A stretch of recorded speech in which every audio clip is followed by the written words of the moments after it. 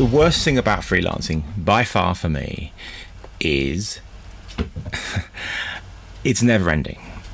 There's never a day where, at the end of the night, it's 8 o'clock at night.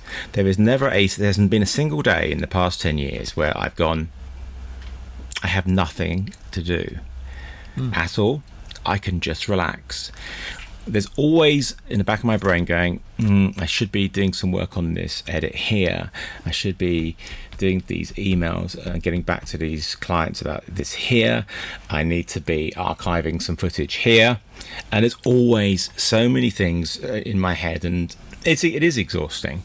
And I have become much better at switching off, but it's definitely that one aspect that I loved about my previous life was at the end of the shoot day, that was it. Nothing. I can totally relate to that. I've never had like a regular job. I've always done production, and it's always been freelance. Like I don't know what it feels like to have an end of a workday.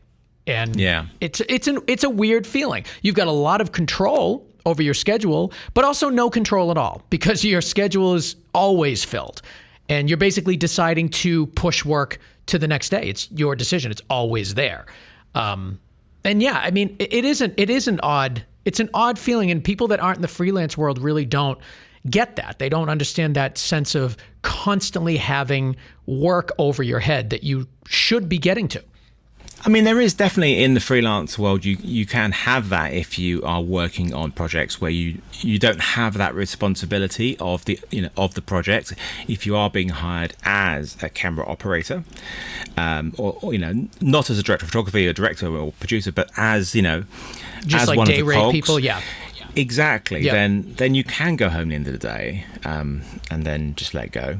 It's the freelancing where you have to think about the next work that's coming up and everything else that we talked about. So that's the closest you'll have to sort of day job. And I definitely miss being staff at times. Not the work itself, just the life. Purely the life, because it's so nice to actually know exactly what days you're working, know the work's there. In England, we get a very generous holiday allowance. What do you get? 6 weeks. Ooh, wow. So that's amazing. It's great. It's all that sort of stuff is wonderful. I mean, I'm sitting right now in my office, and it's absolutely full of gear and cats. But it's everything. And I was looking back at some old footage recently. From my early freelance days, and this room was a sitting room, and there was almost nothing in it.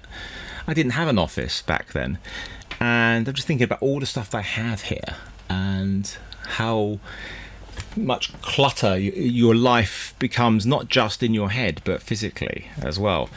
So I think I'm almost at the point very soon is actually getting some either proper office space and taking it away from there, or more likely move house and into the countryside away from London, so I can actually have an outbuilding which is my office, and then it's completely separate, and the only gear that will be in my own house will be a stills camera, which I'll always have kicking around. And I think that might be a nice way, because at the moment it's because I've got 3 videos I need to make at the moment, as well as doing all my editing. In my actual lounge, there's cameras and lenses and other stuff, and there's a light set up, and so that's my entire ground floor has just got kit in it. And upstairs is fine, the bedroom and stuff, but it's just nice to be able to go into a room with no kit. So I moved into an office space like 2 years ago for similar reasons. I mean, I just had stuff everywhere. And plus, my home never felt like you never felt like you could just relax in there.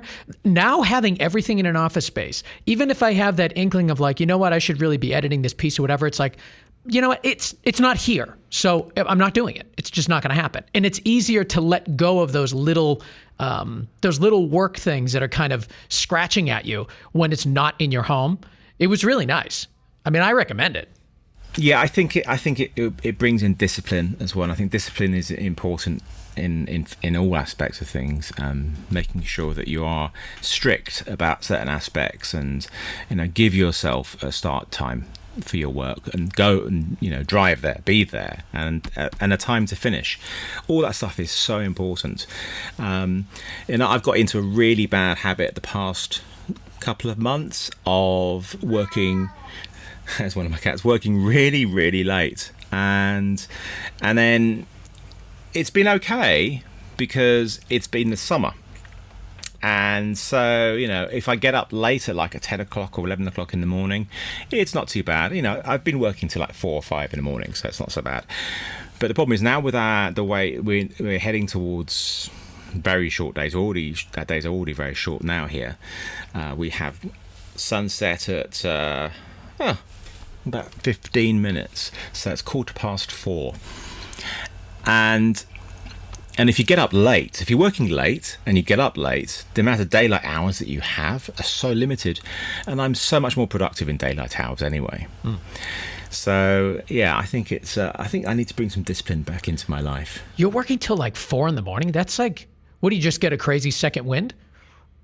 Yeah, well, I will stop and then I will come back. But the thing is, I'll have some nagging feeling, or when it comes going back to the MZ.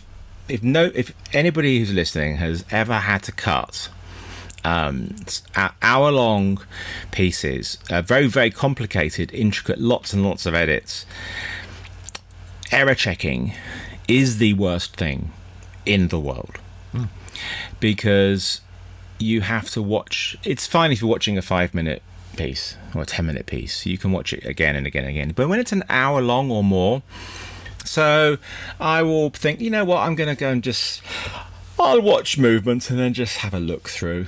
I'm so happy that it's finished. And then I'll look at it and go, oh, typo. Oh my God, that kills me.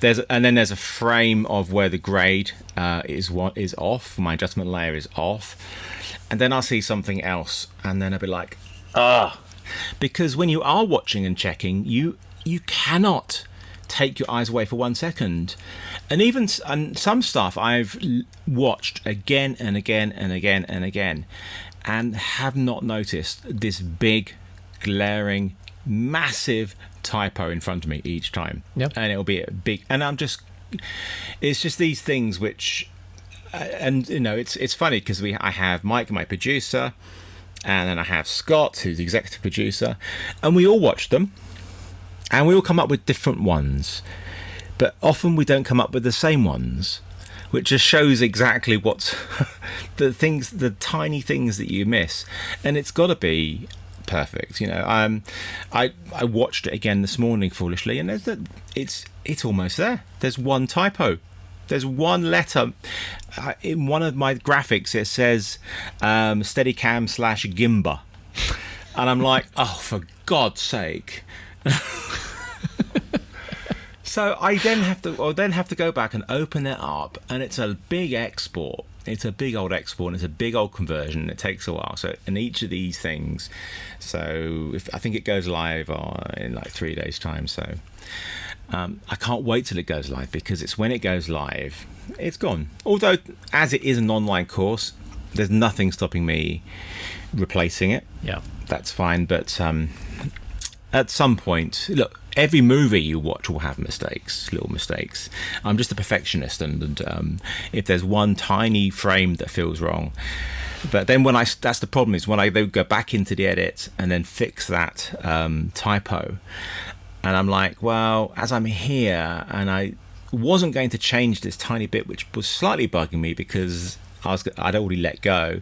As I have to re-export anyway, I may as well go and just fix that thing that slightly bugs me, and then the other thing that slightly bugged me. And that's the problem, because I am a perfectionist. There's always things, and you just need to pull me away and say, enough. Just stop it. You're being ridiculous now.